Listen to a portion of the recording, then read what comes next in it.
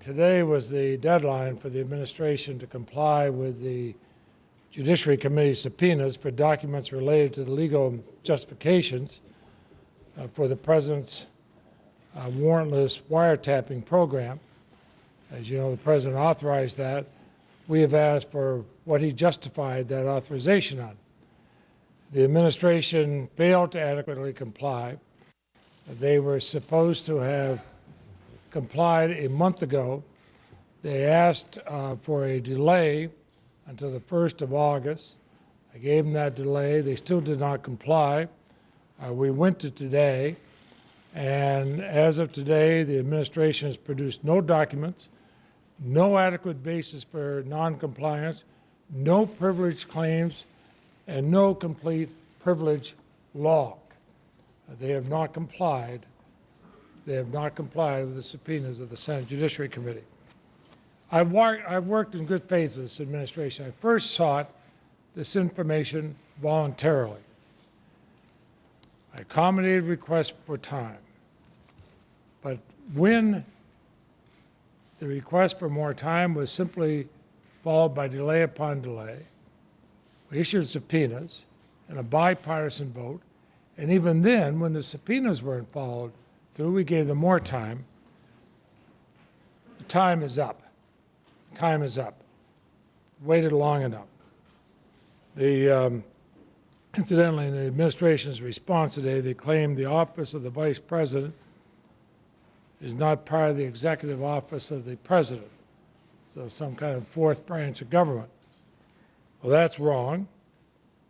Both the United States Code says it is part of the President. Oh, incidentally, at least this morning, so I left Vermont, I checked the White House website. And even their own website, this morning at least, says that the executive office of the, that the Vice President is part of the executive office of the President. Well, I had hoped that by now they would have answered. They haven't. When the Senate comes back in session, I'll bring it up before the committee. And I prefer cooperation to contempt. But right now, there's no question they're in contempt of a valid order of the Congress. They've said there are certain accommodations they'd like to be met. Have they outlined for you what those accommodations are? Well, the only accommodations we tend to get from the White House is do it our way and we'll be happy with you. Two different arenas, two different investigations, the U.S. attorney firings, as well as whether FISA was circumvented for illegal eavesdropping. You have a White House that's not obeying your subpoenas. So other than contempt proceedings, what will you pursue? Look, I will have no, yeah, sure. I'll have no hesitation in voting for contempt. That's what it takes. But ultimately, what we have to find out is what happened here. We can have something to carry out a court battle for the next 5 or 6 years, or we can find out what happened.